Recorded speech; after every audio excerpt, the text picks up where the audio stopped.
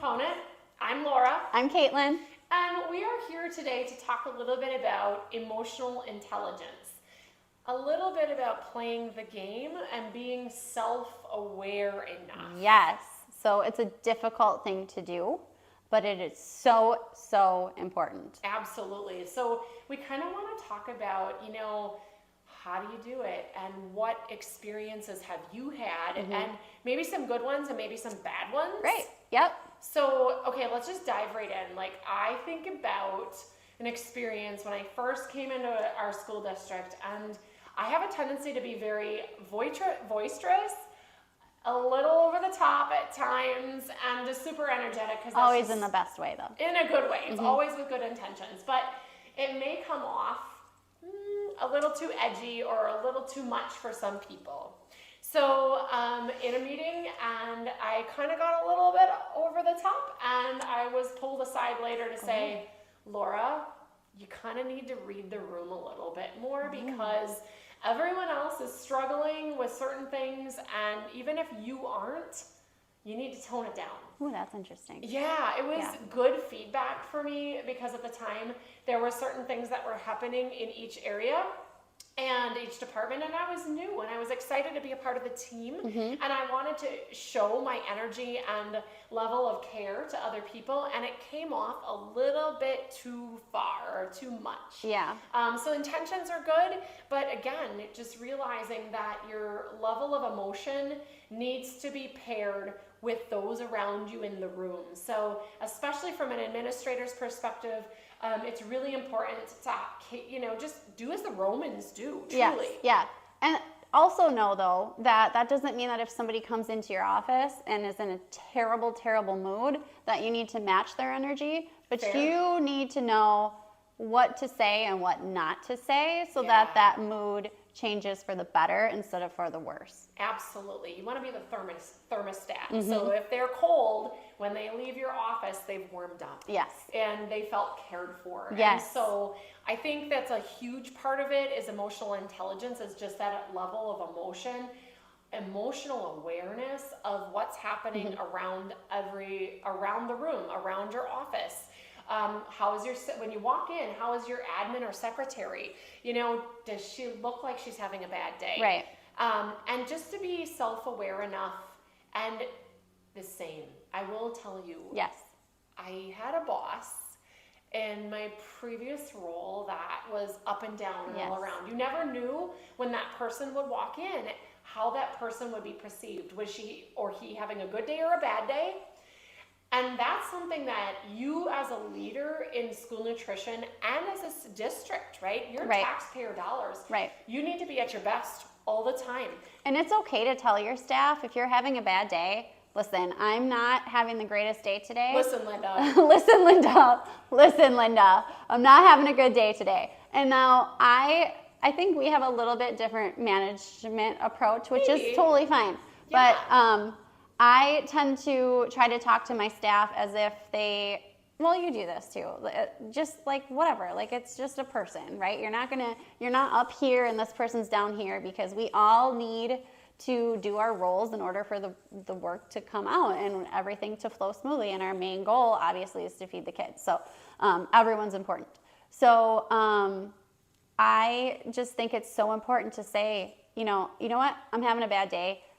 I'm sorry if that came off rude or disrespectful, or you know what, I don't have time to deal with this today. I'm just emotionally tapped out. Let's recheck tomorrow. Yeah, and that's really fair, Kaitlin.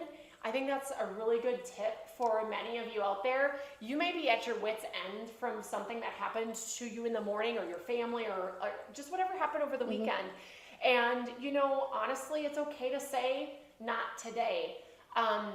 I want to share a story that recently happened to me. My dad passed away a couple months ago, and very unexpectedly. He was 63 years old and didn't suffer and all of that, but I had a lot of meetings the very next day. This happened at 9:00 at night. I got the phone call, and I walked into my office and I shared with my team what had happened, and they immediately corralled around me and said, all right, you're clearing your calendar, get out of here. And that's what you need to have enough intelligence for your staff to know that if they're having a bad day, like if someone comes to you and says, oh my gosh, Kaitlin, I just was diagnosed with breast cancer, okay? Yep. Stop the meeting. Yeah. Stop the meeting. It does not, chicken nuggets and broker or, taste testing with kids, it does not matter. And in that moment, I had an example where emotional intelligence was provided for me, grace was provided for me. And I want to be able to do that now. And I've always wanted that for my own staff and the staff I lead. So, and I think that kind of goes along with, we were talking about, playing, I think you said playing the game. And it's not necessarily a game always, but it's paying it forward so that you get the same in return. Because if you are in that meeting with your staff and they're crying in the corner because they just got diagnosed with breast cancer and you go, oh, too bad, we have to talk about chicken nuggets today. Guess what's going to happen to you when you come in and have issues? Or if you have one of those days where you're like, you know what, I have so much going on today, I just mentally cannot deal with this issue right now, they're going to say, too bad. Yeah. I need an answer now. Yeah, and being emotionally aware of yourself is what you were talking about before, where you're having a good or bad day, but then being emotionally aware for others and of others. And I think that kind of leads into the second part of this emotional intelligence question and thought process, which is empathy. Right. It's having care and compassion to everyone around you, including kids. Yes, because we're all people. Right. None of us are perfect. We all make mistakes. Yeah. Own the mistakes. Own That's a big part of empathy, I think, is if you agree. can own your mistake, because obviously we all do things that are not right sometimes. I will say that I am definitely someone who screws up a number of times. If you can go to your staff or to your boss or to the kids, I'll give you an example. Totally forgot about desserts for the first 2 months of school. Completely right over my head on the menu. So I go into the elementary schools almost every day and eat lunch. So I go into 2 schools a day and I try to eat lunch with the kids. Yep. If it's middle and high school, I usually will sit by myself or let the kids come to me if they want to, because they don't necessarily want an adult sitting at their table, right? But the elementary kids are great. So I always eat lunch with them.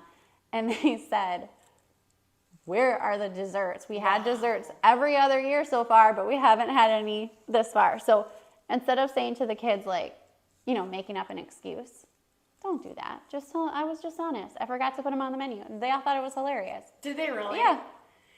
Wow, that's amazing. So just being authentic and truthful and honest, right? Got Kaitlin somewhere else with her customers, and they laughed at you. Yep. And then my guess is the next month you put them Oh, back for on. sure. Absolutely. Yeah. And they're going to be thrilled. You need to come back on the first day of it's dessert and talk to those kitties again. Yeah. That's great. Yeah. Also, just so you know, I have an 8th grader, as you know, my kids. Kaitlin gets to feed my kids, which is amazing. So I feel like you need to go visit my son's table and really target him. So you can certainly do that. Okay. He's an 8th grader. He'll love that. He'll love that, I'm sure. So, They all look at me. Yeah. Who are you? I had actually had a high school group go, are you done? Are you going to stay here? Are you done? Yeah. Are you done? That's because amazing. I was at their table. Yeah. So it's funny. Which is, by the way, another episode of how you glean information from your customers. Yeah, absolutely. Of what not to do. So, yeah. Anyway. So let's go back to playing the game a little bit, because there are a number of topics I feel like can relate to playing the game. And I think emotional intelligence is a huge one. But I think we play a game, a chess match maybe, a partnership, a compromise with a number of people in our school districts. And I think that, that emotional intelligence, sorry, I almost spilled my water. Emotional intelligence. Cheers, everybody take a drink. Emotional intelligence is so important to have when you do this. So we have so many people we work with, right? We work with principals. And if you have multiple schools in your district, which I'm sure many people do, you have different principals that have different personality styles. You have a school board that you have to interact with. You have your boss that you have to interact with. You have your staff that you have to interact with.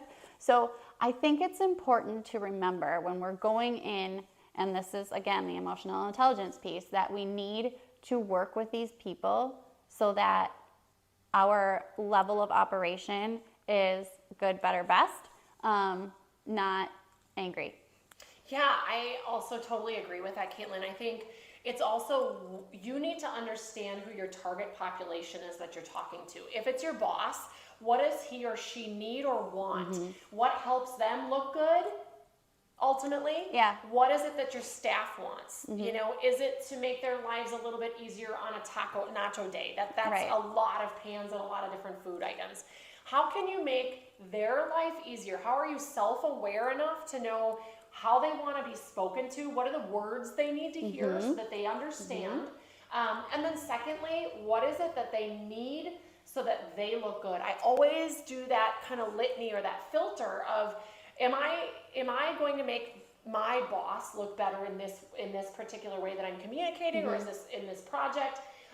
And just being really thoughtful of their needs, and I think that's ultimately what you're saying. Yeah, absolutely, because we want to make sure that we are looking out for the same goal, but we all get there differently. Correct. So sometimes it feels like a little bit dirty, like you're playing to people's strengths, because you are, but it's actually better for everyone in the long run. Absolutely, because I think, you know, what we want to do is move the needle.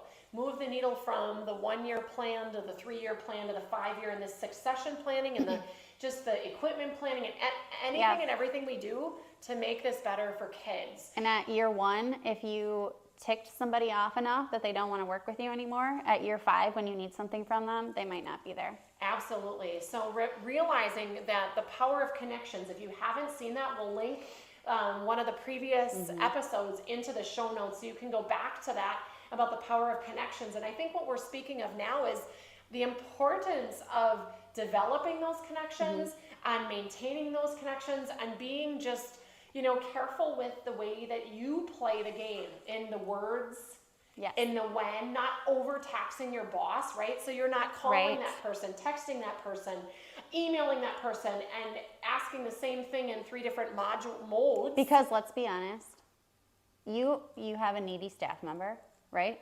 You do. And you know who that person is. You do. And it bothers you. Yeah. It bothers you. And you might not So look at their text don't be right that, away. Don't be that person.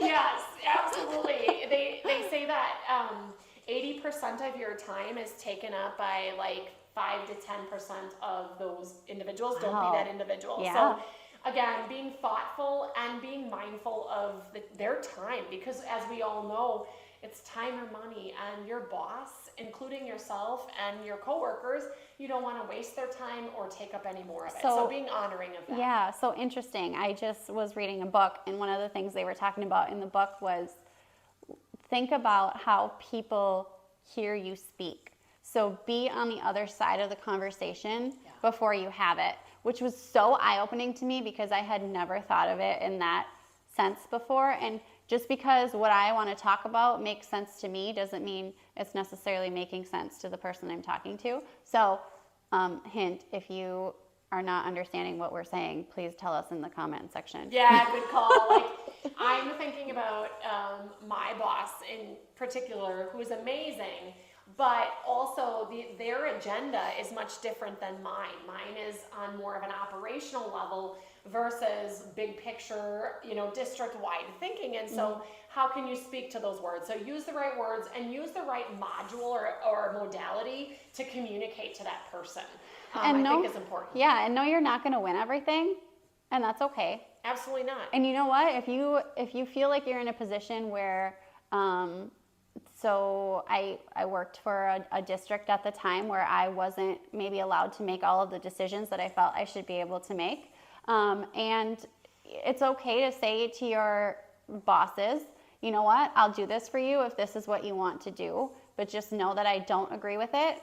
And if we get audited by the public Department of Education and they charge us money, I'm just going to document here that this is what you told us to do. So sometimes that's part of playing the game. Yeah, agree to disagree is what I'm hearing you say, and that's all right. And truly, at the end of the day, they're the ones that get to have those tougher, maybe, or equally as tough conversations. And I think that you're sticking to what's right and true to the rules. Yep. You're doing the best that you know how, and sometimes that may look or feel a little different than other individuals in the community or parents, teachers,